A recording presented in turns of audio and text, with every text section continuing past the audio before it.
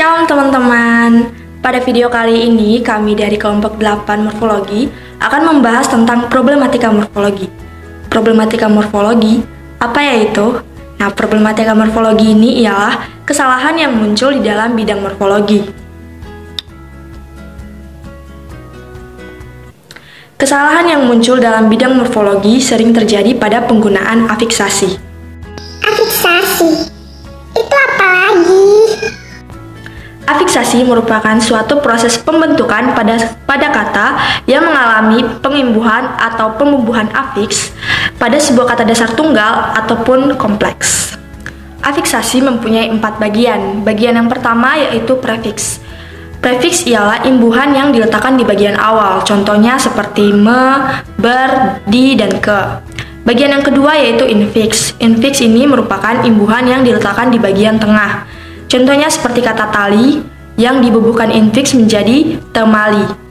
Yang ketiga ialah sufiks, yaitu imbuhan yang diletakkan di bagian akhir. Contohnya seperti an, kan, dan nya. Nah, yang keempat ialah konfiks, yaitu imbuhan terbelah. Contohnya seperti kean. Sekarang masuk ke topik pembahasan kita ya teman-teman. Nah, topik pembahasannya yaitu tentang permasalahan yang sering terjadi dalam penggunaan partikel di, baik sebagai preposisi maupun sebagai prefiks. Apa artinya di sebagai preposisi dan prefiks? Bila sebagai preposisi, kata di itu selalu diikuti oleh kata yang menerangkan tempat. Dalam hal ini, di selalu ditulis terpisah dari keterangan tempat yang mengikutinya. Contohnya yaitu di jalan, di kota, di Jakarta, dan lain sebagainya. Sedangkan untuk di sebagai prefiks itu selalu diikuti oleh verba atau kata kerja dan ditulis serangkai atau tidak menggunakan spasi dengan verba tersebut. Contohnya dibaca, ditulis, didorong, dan lain sebagainya.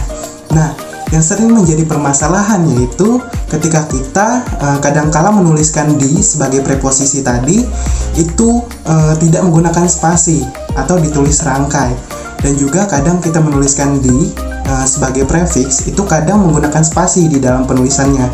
Maka hal itu salah ya teman-teman, dan untuk contohnya akan kami berikan di dalam cuplikan setelah ini.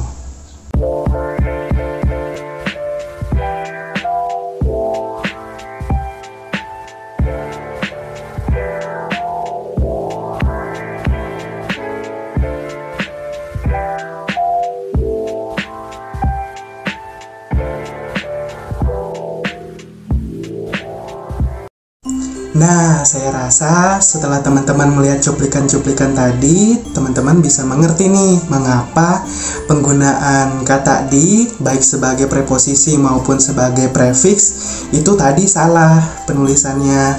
Nah, intinya jika untuk di sebagai preposisi itu harus ditulis terpisah atau menggunakan spasi. Sedangkan untuk di sebagai verba itu nggak usah diberikan spasi atau serangkai dengan verbanya. Seperti itu ya teman-teman.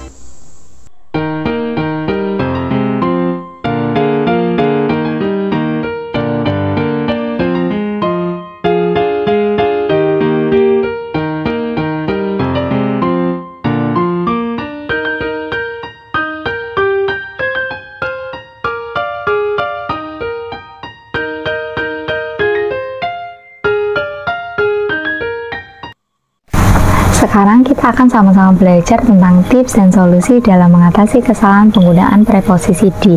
Sebelumnya kita harus mengetahui bahwa preposisi di ditempatkan pada awal kata yang menunjukkan tempat. Hal yang harus kita ketahui juga bahwa preposisi di tidak dapat dipasangkan atau diganti dengan imbuhan me. Sebagai contoh, di Semarang itu seharusnya dipisah karena menunjukkan tempat, maka penulisan yang tepat adalah di spasi Semarang. Nah, contoh yang kedua adalah di saat. Seharusnya dipisah karena bentuk kata dasarnya tidak bisa dipasangkan dengan imbuhan me. Contoh yang benar adalah di spasi saat. Selanjutnya adalah penggunaan prefiks di. Kita harus mengetahui bahwa prefiks di merupakan morfem terikat, maka harus melekat pada morfem lain agar memiliki arti. Contohnya adalah dibanggakan dan dibuat. Kedua contoh ini harus digabung karena dapat diberi imbuhan me dan tidak menunjukkan tempat. Kesalahan penggunaan preposisi dan prefiks di itu sama dengan penggunaan ke, karena penggunaan ke dan di itu sebagai kata depan ditulis terpisah dari kata yang mengikutinya, kecuali dalam gabungan kata yang sudah lazim dianggap sebagai satu kata. Selain itu, kita pasti sering menemukan kesalahan-kesalahan dalam penggunaan kata depan di dan ke serta awalan di dan ke. Maka dengan demikian kita dapat semakin belajar dan membedakan kedua hal ini. Oke teman-teman, setelah mendengarkan video penjelasan tentang kesalahan penggunaan preposisi di dan cara serta solusi yang digunakan, yuk kita uji coba pemahamannya. Misalnya di kata ini nih.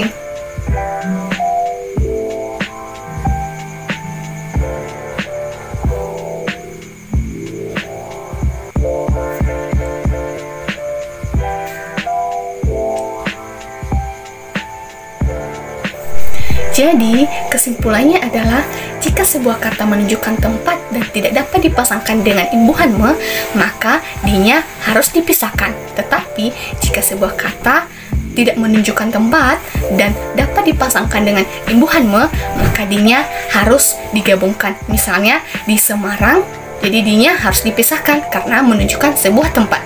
Tapi kalau misalnya di semen, maka kata dinya harus digabungkan karena dapat dipasangkan dengan imbuhan me dan tidak menunjukkan sebuah tempat. Begitu teman-teman, terima kasih.